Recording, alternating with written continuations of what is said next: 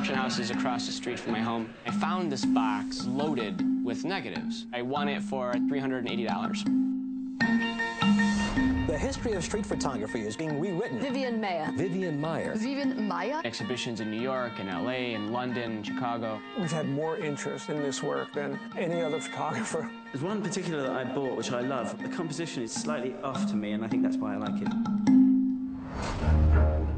Vivian was a very private woman. She was so awesomely unique. She was not an open person. She was a closed person. Vivian was my nanny. Yeah, she was our nanny. He certainly had no idea she took photographs. She lived on the 3rd floor in our attic. This was the forbidden zone. One of the first things she asked me for was please to put in a lock. She said, don't ever open this door. He didn't know there was this creative person there. She took so many photos. Around 100,000 negatives, 700 rolls of undeveloped color film, 8mm and 16mm movies.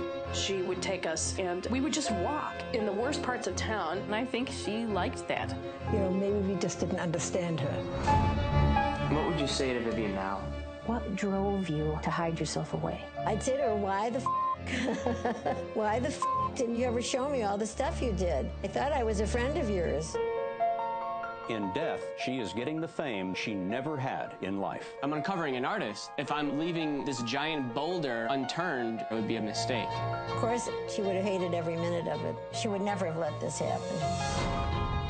She had some compulsive behaviors. She was a pack rat. I asked her what she did. Her answer was, I'm sort of a spy. We would say, what's your name? Miss V. Smith. There's a piece of the puzzle missing. As she was photographing, she was seeing just how close you can come into somebody's space. That tells me a lot about her. She could generate this moment, and then she's gone.